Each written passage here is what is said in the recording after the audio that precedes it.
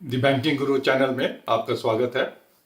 आज हम अपनी इस वीडियो में एचडीएफसी बैंक के मार्च 23 क्वार्टर के जो रिजल्ट्स डिक्लेयर हुए हैं उन्हें एनालाइज करेंगे। उन्हें एनालाइज करने से पहले दो शब्द ओवरऑल बैंक निफ्टी मार्केट पे। हमने अपना व्यू बैंक निफ्टी पे पॉजिटिव 39,000 से करना चालू कर दिया था। 39,000 बैंक निफ्टी लेवल पे। आज बैंक निफ्टी 42,000 पे है। नीट 3,000 पॉइंट्स का हमें बेनिफिट मिल रहा है। थोड़ा करेक्शन लाजमी है, अगर 3,000 पॉइंट चले हैं तो 300 पॉइंट कम भी हो सकता है, but long term based on the banking results we expect कि 44,000 तक बैंक निफ्टी जाना चाहिए। This also depends on FIIs की बाइंग। अगर वो बैंकिंग स्टॉक्स में अपनी बाइंग चालू रखते हैं, क्योंकि we have been given to understand कि 1,000 करोड़ की बाइंग एवरी डे एफआईआई ने चालू रखा है। वो कौन से सेक्टर में करते हैं उसके बेस के ऊपर स्पेसिफिक सेक्टर्स चलेंगे। फिर भी we are still very positive on the bank Nifty. Yes, we will take a further call based on the analysis of the HDFC quarterly numbers. Highlights देख लेते हैं एचडीएफसी बैंक के quarterly numbers की March 23। Interest earn 5.64% से बढ़ा है। Other income 2.72% से बढ़ी है और टोटल इनकम 5.16% से बढ़ी है quarter on quarter. Reasonably okay. Interest expanded has grown by 10.38%। अब देखिए, इंटरेस्ट अर्न 5% से और इंटरेस्ट एक्सपेंडेड 10% से बढ़ा है। What does it mean? Interest expanded का मतलब है डिपॉजिट्स पे जो इंटरेस्ट दिया है वो तकरीबन 10% पे बढ़ गया है। वेराज हमने देखा था कि इनके डिपॉजिट्स तकरीबन 5% के करीब ही बढ़े थे।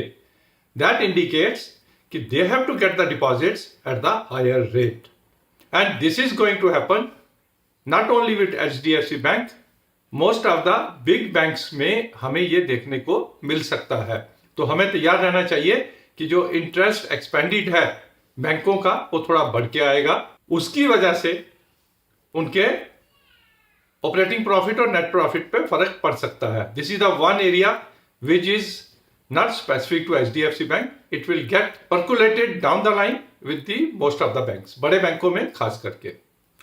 एम्प्लॉय कॉस्ट 5% से बढ़ी है, चलिए मान लेते हैं। Other operating expenses have gone by 9.15%।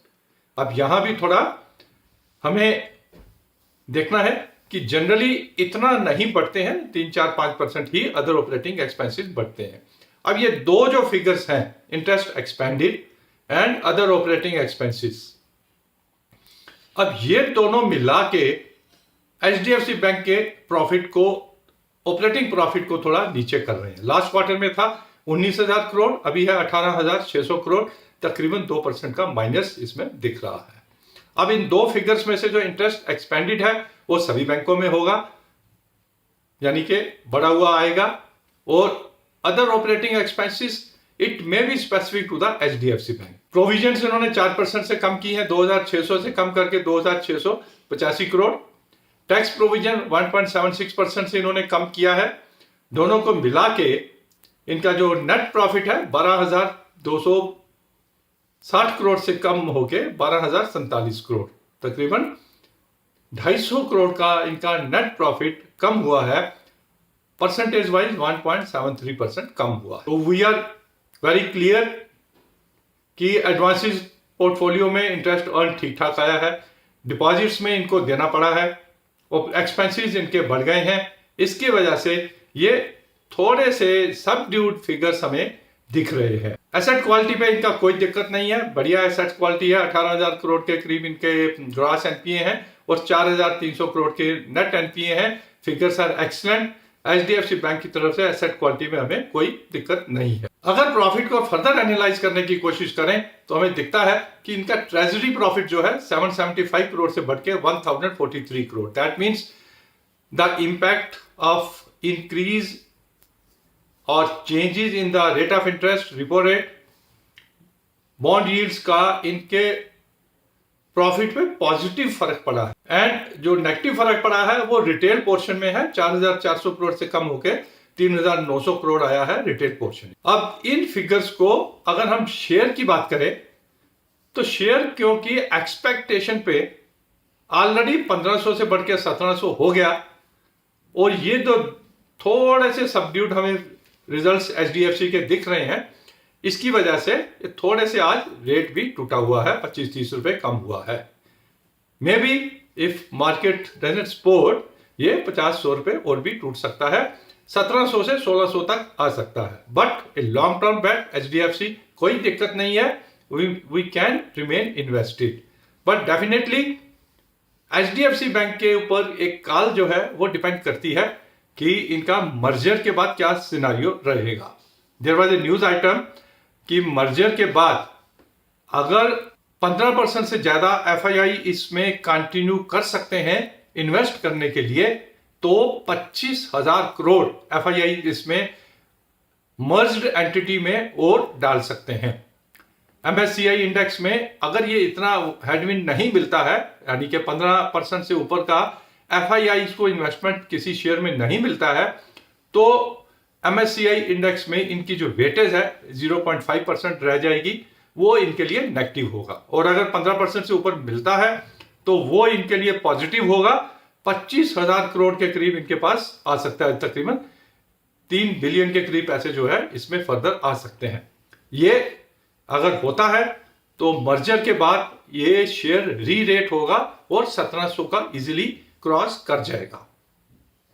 अब मर्जर जैसा कि मैनेजमेंट ने कहा है जुलाई में हो जाना चाहिए, जून जुलाई में, तो दैट मींस नेक्स्ट क्वार्टर में नहीं होगा, नेक्स्ट क्वार्टर में हमें मर्जर का इंपैक्ट दिख सकता है। हो सकता है 30 जून ये रिकॉर्ड डेट रखें, 1 जुलाई रिकॉर्ड डेट रख सकते हैं, क्योंकि शेयर ऑलरेडी चल चुका था। 3 महीने की रिटर्न 5.74% और 6 महीने की रिटर्न 21% है, तो थोड़ा करेक्ट कर रहा है।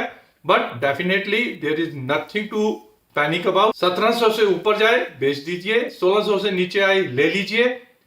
Wait for another quarter, wait for that news कि मर्जर के बाद क्या एफआईआई 15% से ऊपर इस शेयर में इन्वेस्ट कर सकते हैं या नहीं कर सकते हैं। अब एचडीएफसी बैंक के लिए ये तो हो गए specific to HDFC bank results का इंपैक्ट। अब इसका मार्केट या बैंक निफ्टी पे क्या फर्क पड़ेगा, हमने देखा इंटरेस्ट एक्सपेंडेड तकरीबन सभी बैंकों का बढ़ के आएगा। ट्रेजरी इनकम जो रेट्स चेंजेस हुए हैं उसका पॉजिटिव इंपैक्ट बैंकों के ऊपर पड़ेगा। तो वी फील इट कि जो छोटे बैंक हैं, एयू स्मॉल फाइनेंस बैंक हो गया, आईडीएफसी फर्स्ट बैंक हो गया, इक्विटास हो गया, छोटे बैंक अगर एसेट क्वालिटी अपनी ठीक ठाक रखते हैं तो this time the smaller banks will be able to give us more returns than the bigger banks like HDFC, ICICI, Axis. तो शॉर्ट टर्म के लिए we can take a call on the smaller good banks and for long term definitely SBI, HDFC, ICICI, Axis we have to remain invested in these stocks. तो ये था हमारा analysis HDFC bank के results पे, आगे merger के बाद क्या होने वाला है और एचडीएफसी बैंक का बैंक निफ्टी पे क्या असर होगा। हमने कोशिश की है इसे एनालाइज करने की, पर ध्यान रहे share market investment is subject to market risk. Please understand the risk and then only invest. Thank you.